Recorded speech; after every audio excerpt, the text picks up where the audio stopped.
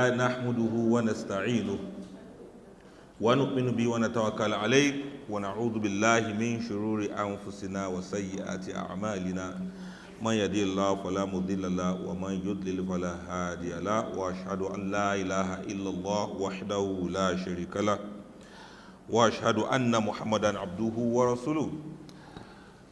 We are grateful to Almighty Allah, the Lord of the worlds, the most gracious, most merciful. We thank Him, we praise Him. We seek refuge in Allah from the accursed shaitan. We seek refuge in Allah from the evil consequences of our deeds.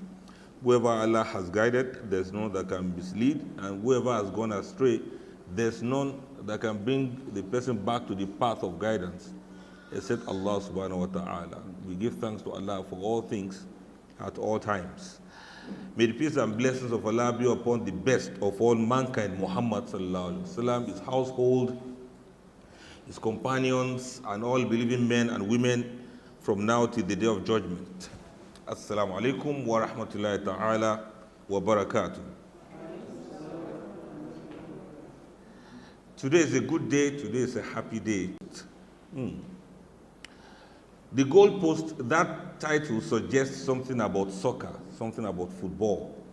And we can picture the real goalposts in our minds. We can see the bars, the players, we see the goalkeepers. We can imagine that we are looking at a football pitch. So let's look at it. What do we stand to learn from this today? The origin of the word soccer ball, I think generally it's football, not the American football, but the football that we associate with soccer. So the word soccer itself is a word that came from an abbreviation of the word Association of Football. Association of Football. So from ASOC, we say those who are in that association of football, they are the ASOCers, or people who are into what later became soccer as it is. It's just Association of Football, so we call them soccer. So no one knows exactly when soccer was created, because it is being played in more than 200 countries. Very, very popular indeed. The world is more like a religion. They are very, very fanatic about it. And maybe that is why soccer fans are called fans, soccer fanatics. They are called fans because fanaticism sometimes is akin to religious beliefs and things like that. So to some people, soccer is almost like a religion because they take it very, very seriously. They even worship the players as if they were small gods. And approximately 250 million people play soccer around the world every year. And soccer has been in the Olympics since the year 1900.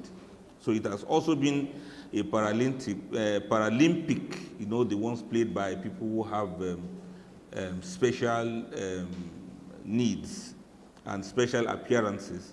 Since 1984, it has been part of the Olympic for people, Paralympic for people to play soccer in their own capacity. And more recently, it has taken a whole lot of more fashionable appearances. They use synthetic materials, and it's all in order to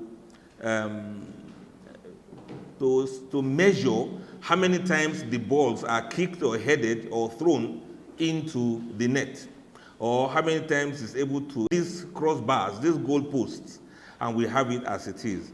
The goalposts and crossbars, they are white if you have observed, and possibly it's because those days people watch this on black and white TV, so it's easier to see the goalpost that way. Allah knows best why it is like that. So what we refer to as just a mere crossbar or goalpost is actually a paradise for the footballer, for the person that is playing to win or playing to score. The number of times they're able to do that, when they see this goalpost, it means a whole lot of things to them. And sometimes it determines whether they win the match or they lose the match. Sometimes it determines whether they go home with the trophy or they don't go home with the trophy. In many instances, it is just as it is. People run around in a sort of communal mayhem, as said by somebody, in order to ensure that they put this ball inside the goalpost. And this is the matter that it is. So they count the number of times they actually score. And this scoring, as it is, it was explained by some sources that people, whenever the ball gets into the net, they will, make a mark on the goal post. So they score a mark on it. So that's why they say they score. It's a score. It's a goal, and they score how many? They count the number of times they score or make the mark on the goal post. So that's why they say it is scoring. Scoring as in etching something or marking something or scratching one into it. If you have scored one, if one has entered, you score the goal post one. And of course, there are many other ways of doing that now, more modern methods of counting this, including using technology to determine and ascertain whether the ball actually entered or hit the bar or crossed the line that we can refer to as a goal being scored. This is very beautiful. Then we have the metaphors that go along with goal. If somebody say they have shifted the goal post, you know what it means. If they say the goal post has been shifted, it's a metaphor that's derived from this kind of sport, especially this football or the soccer we are talking about. I might be using these interchangeably, football or soccer. And so when they say they have shifted somebody's goal post, it means the person has been, the process has been changed. It means what is supposed to be the result has been altered. It means there's a perceived unfairness in changing the goal that somebody is trying to achieve after there's an agreement that this is going to be the goal. It means expectations have been changed. It means something has been altered from what is supposed to be. It means the rules of the game must have been changed. It means the result too has been changed. It means the meaning of the game you are playing has also been changed. If they say somebody has changed the goal post. In workplace, for instance, it is when somebody is bullying you into doing some things that you never wanted to do. Or you have done some things and the person decided to humiliate you by changing the result that we are supposed to achieve. So we say the goal post has been changed. We also use that in marriage, for instance, where couples change each other's expectations. They shift each other's, changing the goal post. You think you have become crazy because the person is a narcissist. Allahu Akbar. Now, that is an example of the metaphor of changing the goalpost as we know it. Then let's think about the whole game as a whole, the game itself as a whole. There's some time. The football match shows temporality of time, meaning that the soccer helps to explain the peculiar way our perception and affective experience of time are neither linear nor constant. Lived time is not the same thing as clock time. You understand what I mean? It means clock time is your sequence of this is now, or that was then, or this is going to be later. It's a kind of continuum when you look at the clock time. But the lived time is what did you do within that time? What did you achieve within that period, that space, that gap, that opportunity, that moment? What did you do? What did you achieve? So time is something that is not linear to say we are taking it from here to there.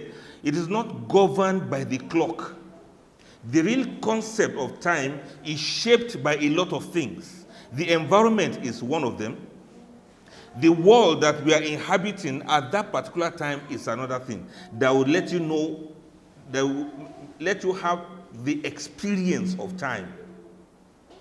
In soccer, for example, it is very compelling and obvious that you see that there's 90 minutes of game, right? 45 minutes first half, 45 minutes second half. So there's the objective measure of temporality, that you are not going to play this game forever. It is just for 90 minutes. And so every game lasts as long as the last game. Every game lasts as long as the game lasts. But our experience of the time is very different. Let me give you an example of what one author gave as an Estonian twin example. There are twins watching the football match. One twin is on this side supporting one football club. The other twin is supporting the other football club. As the game was going on, it was one goal to 0, 1-0. Now, at the last 2 minutes of the game, maybe there was injury time. Let's add injury time. That injury time is very fast to one twin and is very slow to the other twin. One twin that is winning see it as very slow. The other twin that is losing sees it as very fast. In other words, we don't judge time the same way. And that's why we say the clock time is not the same thing as living time. You may be at home watching a movie, you will not know when 2 hours have passed.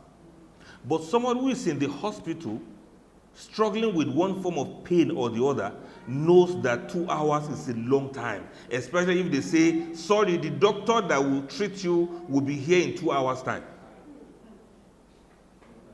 It's the same 2 hours, but you can see the feelings are different. Gisting and playing and relaxing, 2 hours for them is not the same thing as 2 hours for a woman who is in labor. They say, madam, you have to hold on. The ambulance that will convey you to the hospital will be here in 2 hours' time. And this woman is in labor. The water has broken. The nurse is not around. The doctor is yet to be seen. Now you see the difference in time now. So that is one of the things you learn from soccer. You see that time is temporary, and what you feel about time is different at every point in time. What do you achieve within that 90 minutes of the football match? That time can suddenly compress, and that time can even be expanded, even though it's still the same thing. The question is, what is happening at any one point or the other? Within that 90 minutes, something is always happening. People are not sleeping. People are not resting. The players are not lying down. They are all standing. Even the goalkeeper is standing at the goal, not that he'll be there chatting with his girlfriend. He'll be there with his eyes even when the players are at the other side of the pole. Something is happening, but people are not necessarily scoring goal every time, but something is going on. And that's the joy. That's the joy of the game itself. It is watching. That's the joy. There can be fantastic games sometimes where nobody scores. But for those who understand and who enjoy watching football, they enjoy every moment of it because something is actually happening at every point in time. One opponent may be slowing down so that the time will pass and they run away with their 1-0. The other party may be running helter-skelter. It may be some tactics that are being in play. It may be that the other side is trying to weigh down the opponent. You know how you play on exhaustion. You get the opponent exhausted. You play very wide. You are here, and you slow down until when somebody is coming to take the ball from you, then you kick it very far away to meet the other player on the other side. Another person from the opening will have to run to go and mark that one. Then I will kick to another long distance. You keep making them to run up and down just to weigh them down. Those who understand soccer, they know a tactic is at play. Something is going on. So there's also something about the manipulation in the football match or the frustration that you put on your opponent. With time, you get all of this. Within that 90 minutes, you have the manipulation. Within that 90 minutes, you have the frustration. Within that 90 minutes, you have the exhaustion. It depends on what you are playing and how you are going about it. In other words, as people continue to play, if it eventually results into goals, you now see the different types of goals. Some goals are very beautiful. You know, they say that's a very excellent goal, very beautiful goal. Some goals are 30-yard free kicks. Some goal, it's penalty, and you see how it is done. Some goals, it is from corner kick. The person is able to swerve the ball inside, and then you see passes, you see defenses, you see all of these things. You see goals, and some of the goals are a lot of defenses. Most of the goals are just easy and simple tap-ins. The other players have done the work. The excellent passing from the goalkeeper at the other side, throwing it to the leg of one of them, or if he kicks it out, the person that headed and chested and controlled the ball, they have done a lot of work before the person who scored the goal eventually get the pass, and he just chips in, and then it's a goal. A lot of work has been done, and I want you to learn that also from this goalpost discussion we are having. The student who passed the exam has studied sufficiently for long hours. The exam itself may just be 1 hour. All of the students were given equal time to write the exam. But those who had passed are those who had worked hard, who had read hard, who had done all their preparations, who had done all the trainings, even before the day of the match. They had played match, they had lost, they have played against themselves, they have done all of these things, they have suffered and trained. A student will not just pass an exam within 1 hour. It is something he had done right from time. You see the father that has saved money for many months. You just see an alert one day, he just paid the school fees of his children. The moment of paying school fees of his children may not be more than 1 minute. But this man had worked for 4 months, saving money and saving money and saving money. In other words, if you compare to the game of football or soccer, you will see that the person who eventually scored the goal is not the person who did all the work. Some other persons have done a lot of that even before the match. They have done a lot of that during the match, and then they gave him the ball that so he was able to score. A mother has spent her whole life in child upbringing, but you see her dancing on the daughter's wedding day. She dances with so much joy as if she's crazy. That's a combination of many years of raising a girl from baby to adolescent, from training to fighting with her, to disciplining her, to denying her of some things, to training and teaching and coaching her on certain things that she's expected to do. So on the wedding day, when you see her hijab very big, bigger than other people, and you see her smiling more than others, it is possibly because she has worked for it. The easy tap-in of a responsible man showing up to marry her daughter is because she has really worked hard to train her daughter well, to have been attractive to others, and the people are so attracted to her good character and good demeanor. These are the things. It's also about preparation for many things that we do in life. You have been working hard, going to work early and closing late, until one day when your promotion letter comes, or when there's an award to be given to the best staff, and people see you work outside and be recognized, and they think that was your moment. Yes, it was your moment, but before you score that goal, it has been a lot of work, a lot of preparation, a lot of stuff. This is one thing I don't want us to forget about the play of soccer or football. Football is also about space and the interpretation of space. You have the football pitch to play on, not outside the lines. Everybody has got to maintain their field of play. The football pitch is there, just like in life, we also have our own football pitch where to play. You can only play within that place, within that space, and you have to get to make the best use of it. Whatever number you are playing, if you are number 1, let's assume you are a goalkeeper. You know your territory. You know where you're supposed to stay. You know where you're supposed to manage. And you know how you're supposed to excel within that space that you are.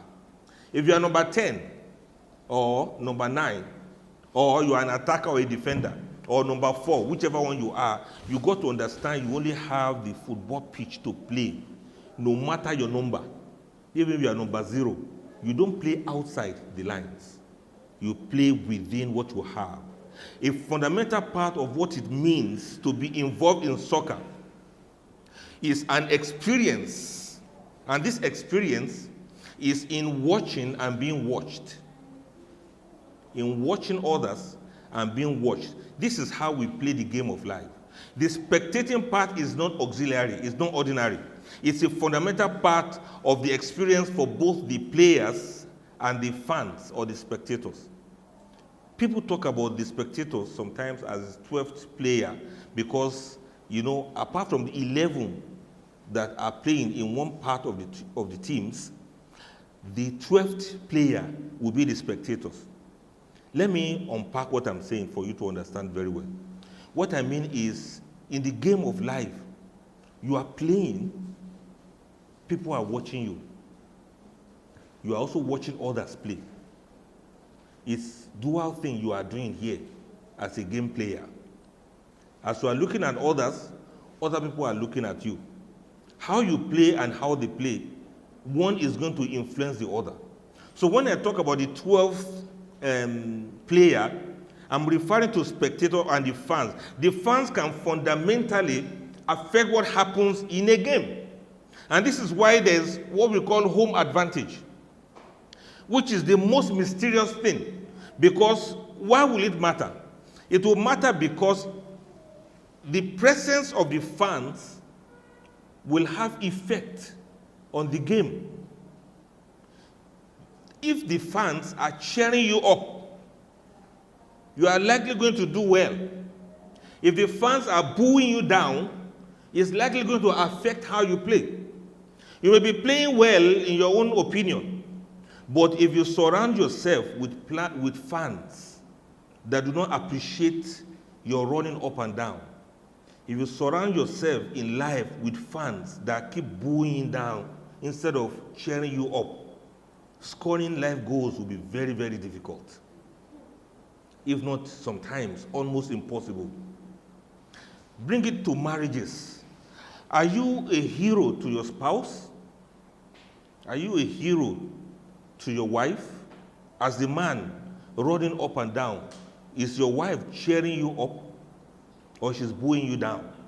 As a woman, does your husband cheer you on? Is your husband your cheerleader, so to speak? Does he even appreciate what you are doing? Sometimes, no matter how much we look at it, if you have the fans, if you have the spectators, if you have the audience that do not cheer you up, if you have friends that do not cheer you up, if you have neighbors that don't cheer you up, if you have, business associates that don't appreciate what you do, scoring life goals will be very difficult. And sometimes when we talk about home advantage, try to surround yourself with the people that will make you feel at home when you are playing the games of life. Home advantage is such that you remember many of these countries that host football matches now, the World Cups. Uruguay, for instance, I think that was the first place where the World Cup was hosted, and Uruguay won, and they got the gold, they got the trophy. If in your own case, you don't look for a home advantage in playing your live matches, things can be very difficult. In other words, cultivate the kind of home that is going to cheer you up. Cultivate the kind of family that is going to support your struggles and your hustles. Cultivate the kind of environment that's going to support your runnings up and down, your pursuit of your goals in life. Let there be people that even when you miss the goal, they'll still cheer you up and encourage you to do it all over again. Football matches can be very repetitive. It's the same thing, the same kick, the same people, but there are certain differences in the way people play them. If you throw the ball in, or you kick it in, or you head it in, or you do what we call somersault and you kick it in, or you do some hard tricks, whichever one you do, so long as it results in a goal, it's still supposed to be okay for you.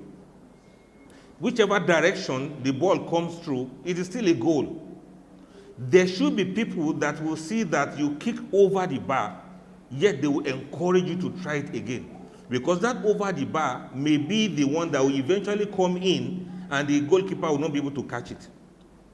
In other words, you need people that are going to cheer you up, not to boo you down. Let me mention another thing you may learn from the goal post, from the football match. Football matches are not just a play. Soccer is not just a play. There's something about the phenomenon of play. What we do when we play, the way in which when we are aware of something being played, then we can give ourselves to it as much as we can. In other words, there's something mysterious about playing games. Games can be very mysterious. It may look like play, but there are some aspect of seriousness to it. When they say there's going to be a football match, they say they are going to play. It sounds like play, right? But this is the profession of some people. It sounds like play because they call it play, but it requires certain seriousness, certain knowledge and know-how, certain depth of training and technicalities of the coaches and, the people who refer to as technical people. Technical, what do they call them? Apart from the coach that is running after them to kick the ball correctly. There are still strategists, yes, who plan, whether it is 4-4-2 or 2-2-4, anyhow they term it. There are still those who do that. It may look like ordinary play, and that is why life itself is not just a play. It's a serious matter. In marriage, is bedroom business just a play? Husband and wife, they play, right? Don't they play? When they lock the bedroom and they are both inside, they play. But does bedroom performance not affect the marriage as a whole? In a way, it looks like play, but does it not require serious, healthy engagement? Is it not sacred? Is it not private? Is it not important? Is it not serious? Even though we say couples play in their bedroom, it is this play, actually, sometimes, that reflects the seriousness of that marriage. It is this play in the bedroom, sometimes, that determines whether the marriage is successful or not. I say sometimes because we don't want to overgeneralize. But what I'm trying to say is, it's a play. It's a play, but it's serious. Life's games, life's issues also may look like games, may look like plays, but there are some seriousness that has to be, some seriousness that have to be attached to the whole game of life.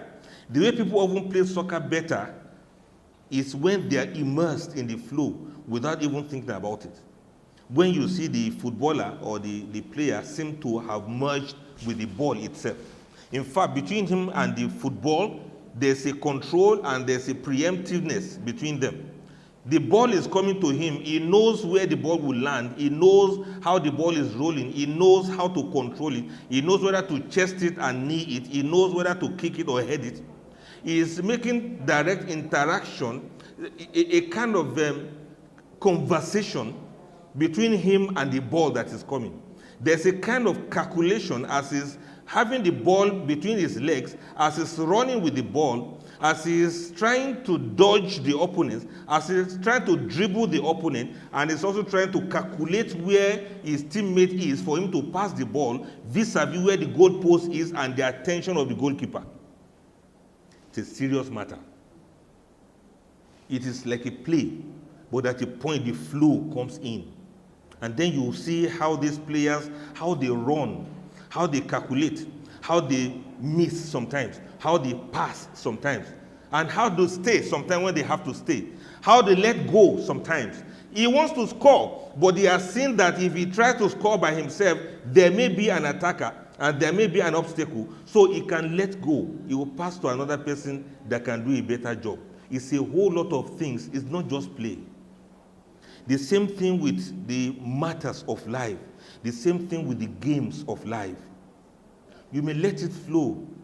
You may take it easy, but be very calculative about it. And sometimes you may let go. It's not only you that can score the goal, for instance. Some other people may be better to achieve certain things than you. So if you're in a workplace, you work with a team. It may not be who does what that is most important, but it is what is achieved at the end of it all that may be much more important. In marriages too, there may be Mr. Husband and there may be Madam Wife. But in playing certain key roles in the family, to score the real goal, to achieve the best of everything, sometimes, even if it comes to discipline the children, sometimes, Mr. Husband, you may just leave your wife to handle it. From the mother perspective, she may know how better to call the child and to talk to the child. Sometimes you may let the father handle it from the father's perspective. He may need to use an iron hand. It may need to be stern. It may need to be firm. It may need to be cold. It may need to be hard.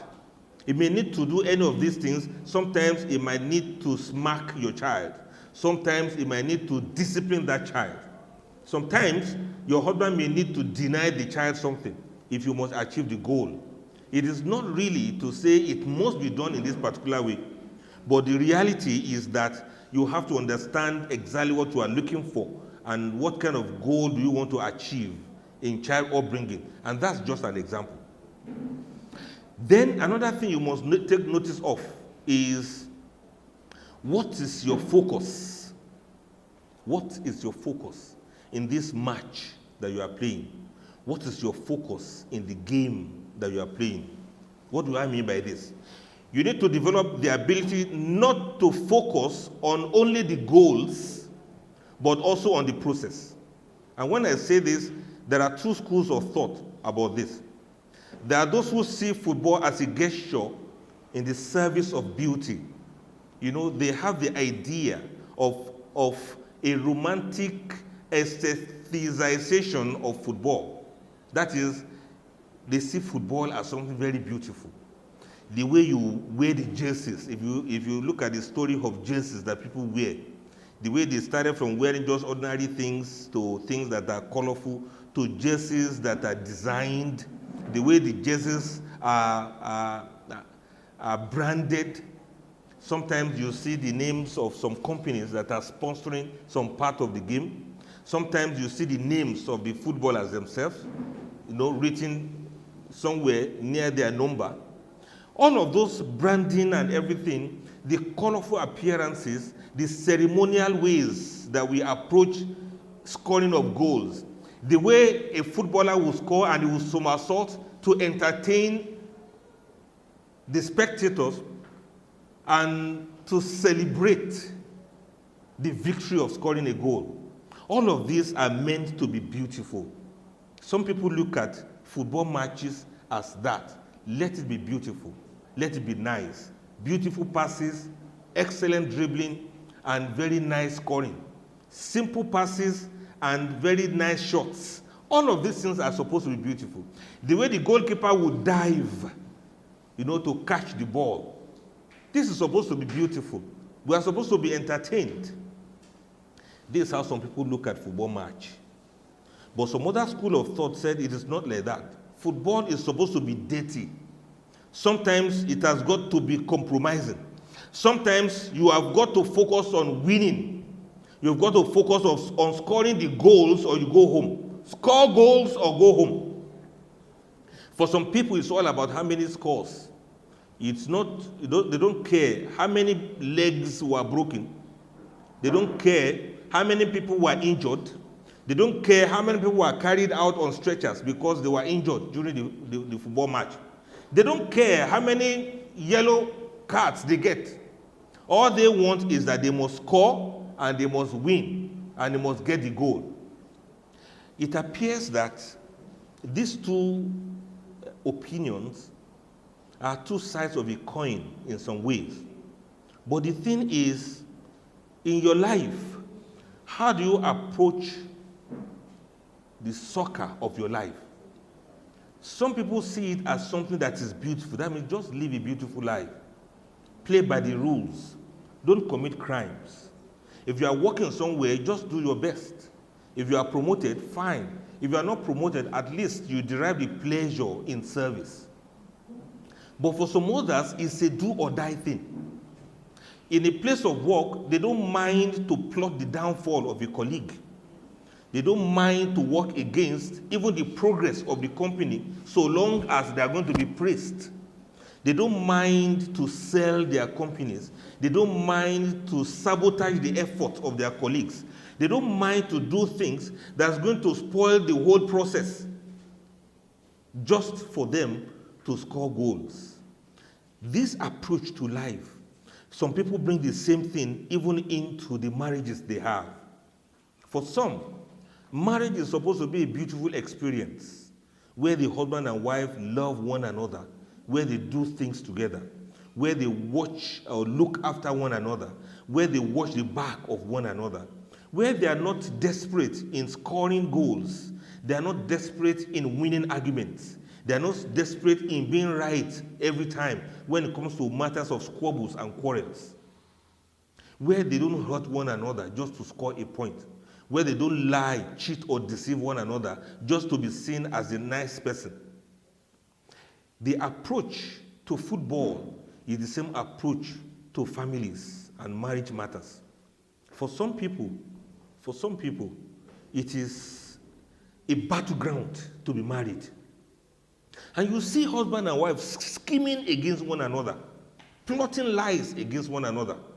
Allahu Akbar. Calling attention to the flaws of one another, emphasizing the mistakes of one another, amplifying the imperfection of one another. Why do people do this? Why do people look at life this way? Allahu Akbar, Allahu Akbar Kabira. Well, what I say about this is, in as much as football match is beautiful, there's also the technical things, there's also the know-how part of it, there's also the struggle part of it. When a ball is passed to you, you have to run and make effort at least. Even if you know you are not going to score, at least make effort. That's what's going to make your coach not to remove you from the next match. You know that the ball is going off and then you still run after it. That's what people want to see. We want to see you make the effort. So the effort is important and the beauty is also important, but not at all cost. And that is why in real life football situation, when a particular player is being cruel, a particular player is injuring others, the referee will give the yellow card, at least to one, and after a while, they will give what? They give the red card, because you are not fit to be here. You are not playing this game by the rules. Not that footballers don't cheat sometimes, but what they do is that there are people watching and there are rules for them to abide by. Let me mention another thing for you, then we'll now wrap it up together.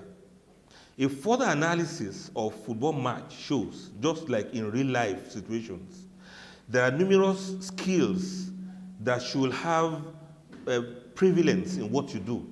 There should be a combination of your physical ability, the technical, the perceptive, the cognitive, and the decision-making skills with performance and goal orientation. You have to put all of those things together when you play the real football matches, the games.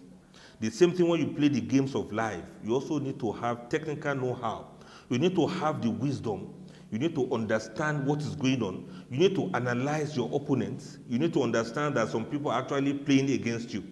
You need to be smart. You need to be wise. You need to be cautious. You need to be careful. And you need to be dedicated. You need to be focused. You need to understand the people you are playing with as the opponent. Are they sharks? And you also need to understand the people you are playing with within your own team. Are they lazy bones that will frustrate your efforts? Are there people amongst them that are trying to sabotage your efforts in the games of life? You may all be in the same team, but is it all of them that really want you to succeed? You may be in the same team and they're the ones that are throwing things on your path so that you can fall. You may be in the same team, but they will not pass the ball to you so that you can score. You may be in the same team, they know you are positioned to achieve greatness for the team. But what if they don't support you? What if they don't like you? What if they don't want you? What if they think you are too arrogant? What if they think you are too popular? What if they think you are the only one that everybody is talking about? What if they think you are Rashidi Yekini? You are the only one that is shown in all adverts as the best player. What of the remaining 10 of us? What if you are like Yusuf in the midst of 11 other children? One of them may like you, the remaining 10 may despise you. The same way we have football team, that's the same way we have people around us. We may be in the same team, but not all of them may be in your support. Joseph, that is Yusuf, he is also from the same father as the other children. But that didn't make them not to throw him into the well. They're a football team already, thank you. 11 against 1. Subhanallah. How are you going to explain it? 11 people working against 1. Anyway, amongst that 11, there's Bunyamin, who was also a supporter of Yusuf. But you see, when Yusuf was to be thrown into the well, he couldn't do anything. So if you have your supporter, you can have them. But how many people are actually your supporter? I think this football thing is very interesting about our lives. And I think if we look at it very well, you are going to see a whole lot of things that will be playing out for us to understand. Also, when you are trying to score the goals of life, you should understand your body movements, you should understand your strong point and your weak points. You should understand very well if your left leg is better developed than your right leg in kicking balls. You should understand what angle you can actually kick the ball and you can score. You should understand whether you're a leftist or a rightist when it comes to penalty shootouts. You have to understand whether which of your legs is actually developed more for long kicking and which of them do you use for dribbling. You must understand the movement of your body. You must understand if you're a fast runner, and you must understand if you're a slow dribbler. Have been developed for maintain your lane, day your lane, like they say. Stay where you are and achieve the best of what you can. Because you're a goalkeeper doesn't mean that when you now see the striker not playing well, you leave your goal post, you say you want to go and play at the space of the striker. That's going to be a disaster for the team. Please tell me, what do you say of a goalkeeper who thinks the other players are scoring and he also wants to score? So he leaves his goal post and he goes to the 18 of the other team and he was standing there so that they pass the ball to him. What's going to happen to that team? It's not all of us that need to score as in physically or outrightly scoring the way we see it. Some other people may have to do the job for us. In other words, understand how it is going. Understand the game of your life. Understand the match of your life. Know when to strike and know when to defend. And let me mention this point for you so that you can have your lives back. While working on your goal post, you need to understand very well that a 90-minute drama is what you have. Each story, each football match is a story yet untold. One match may not be exactly the same as the next. The players may be the same players. The teams may be the same, but they are not all going to be the same outcome when they begin to play this match. Each story is yet untold. We can predict, we can foretell, but nobody can tell what's going to happen at the end of the match. It so happens sometimes that some seasoned player will even confess to you that there seems to be a luck factor in football matches. There seems to be a luck factor. Sometimes they wonder, how did we even manage to win this match? You get to see a lot of that when there's penalty shootout. And then you see, what do we call this one? Sudden death comes up. And then we get to see who is going to win at the end of the day. At a point in the football matches, some of them realize that no matter how well you have trained, there's a lucky factor in some of these games. Understand very well that the game of our lives, we can't always predict. We can't always be sure. You can't always be sure that you're going to score. You can't always be sure that you're going to win. We are all at different times in a particular 90 minutes duration of our life existence. Let us say that we are only in this world for 90 minutes each, all of us. Just the same way we also all have 24 hours a day, all of us. What we are going to achieve within that 24 hours is all depending on you. And sometimes on some other factors that you can't really fathom. Let us say we only have 90 minutes to play on earth. 90-minute duration for some people is very fast. 90-minute duration for some people is very slow. It depends on what you are doing and what you are engaged in. It depends on your environment. and the kind of things you are set out to do. It also depends on the number of goals you're actually looking for to win necessary points for your next match. The tension, the twists and turns of the match, the things that we watch when we are playing, and the things that we see unfold as the match is going on, the heroes of the matches of our lives, the villains of the matches of our lives, the tears and the laughters of every football match, the triumphs and the tragedies of all matches, they are all the things that bring us together as human beings. We all have these games to play in life, and we are both players and spectators at the same time. Like we said earlier on, you are a player. People are watching you the same way you are watching others. We have seen, and we are seeing all sorts of goals, all sorts of games, all sorts of goals, the deftness and the touches of the balance and the boldness of the player, the balance and the control of the ball, the telepathic vision, the special wonder goal, the one that caught the goalkeeper by surprise, the something out of nothing, the mesmerizing tricks, the practice that we do, the hat tricks that we do in order to score goals in life. They are all part of the things you have to bear in mind if you are playing the football matches of your life. If you must score a goal, you have to understand that the game is truly beautiful if we play it creatively. The game of life is beautiful if you play it with the craft, with the technique, the guile, the strategy. And whatever the result is, whether you win or you lose, at least you have enjoyed the beauty of playing the game by the rules. Your conscience is clear. You didn't break anybody's legs. You didn't break anybody's heads. You didn't put a stop to another person's career because you are struggling to score. Your conscience is clean because you didn't injure any player that is going to be rendered incapable or incapacitated for the rest of his life. You struggle to win, you struggle to score, but not at the expense of the life of other players like you, especially those who are in the opposition, those you are playing against. Understand very well and you recognize that there are so many hands that are unseen in the games of life that we play, just like we have in football. Many people have contributed to our opportunity to play the games of life. After all, some people give back to you. Some people give back to you. If your parents didn't give back to you, you would never have had the opportunity to play the game of life at all. It's because you are here. That's why you are playing.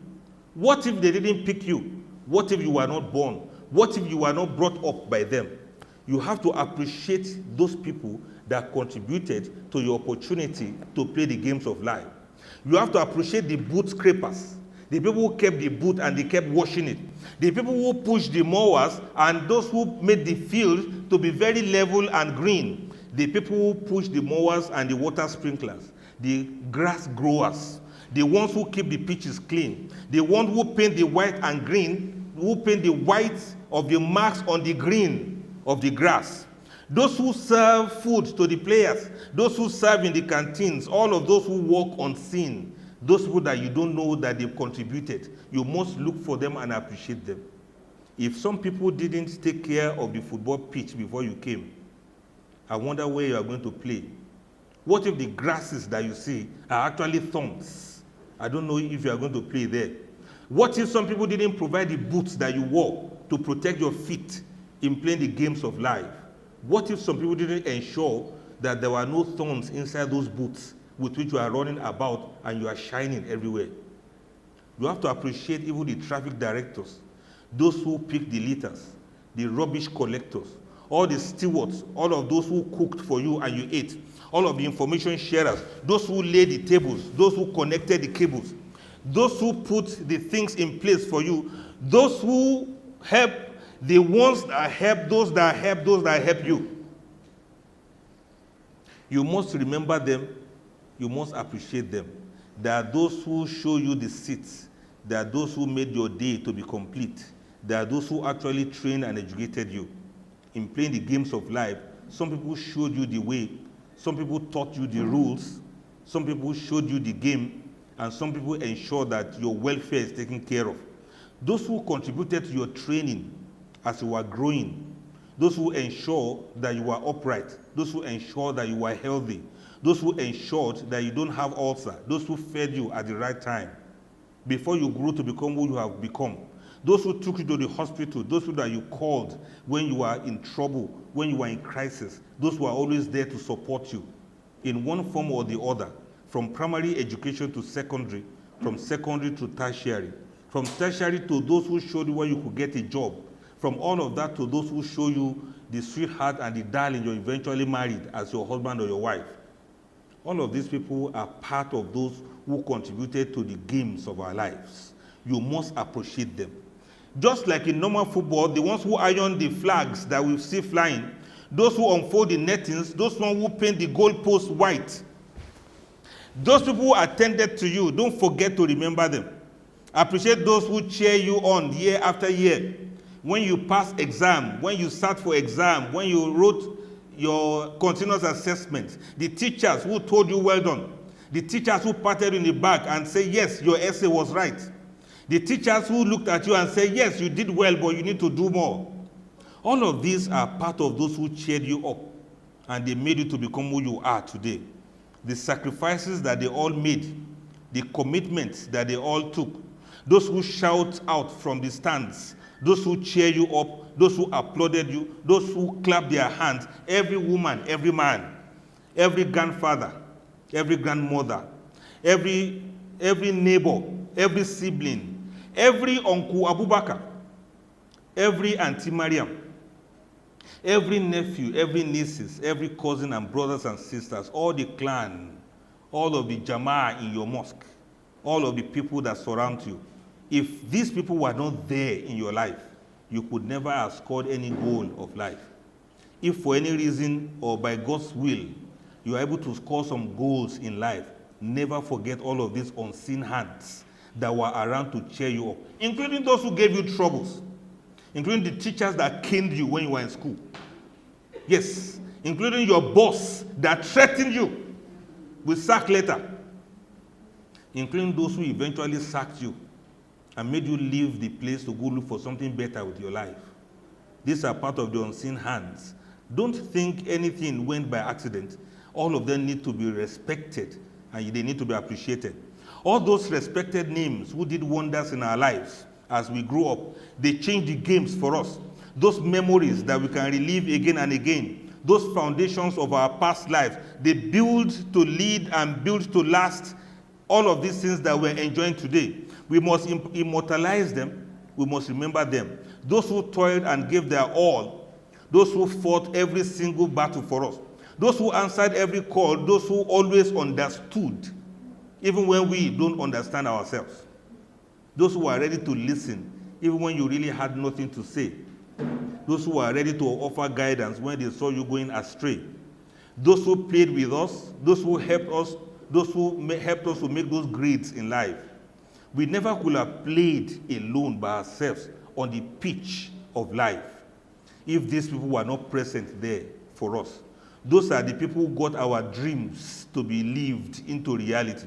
They are the ones who trained us. They are the ones who managed us. They are the ones who picked the teams that we played with. They are the ones who decide those who should be your friend, who shouldn't be your friend. Our parents and our uncles, they were very mean towards us, that ensure that we don't play with the wrong teams, that ensure that we don't play with bad friends, to ensure that bad influences do not take us away from our goals in life. All of these things are the things. We should all be grateful eventually, whether we score goals or not, to the friends that we love, the friends that we are playing with, the friends that we have played with. And we should all be grateful whether you will score goals or not, for whatever little achievement we have been able to make. Where we kept running around in the pitch, we were running around for a purpose. We may not be the ones that score the goals, but we are happy and lucky to be part of the team. Be contented with being part of that team, the team of people who are progressive, the team of those who passes ball to others so that they can also score, the team of those who give chances to others so that they can also shine, the team of those who recognize the effort of everyone, even when their legs didn't touch the ball for more than 1 or 2 seconds throughout the 45 minutes or 90 minutes of the game. We must appreciate those friends who stood by us in playing the games of life, so that these goalposts that we have, they maintain it for us, they allow it to be there for us, and they always give us the opportunity to score in our own unique ways. And above all, let us be grateful that we have the privilege of playing together on earth. We all came here for a purpose, and we are all here for a specific time. Whether you score the goals or not, be grateful for the gift of life, and be grateful for the opportunity that you're also here to play your own part, to play your own role, to play your own number in the football match of life. May Almighty Allah make it easy for us. I will stop here, inshallah. أقول قولي هذا واستغفر الله لي ولكم أجمعين. والسلام عليكم ورحمة الله تعالى وبركاته.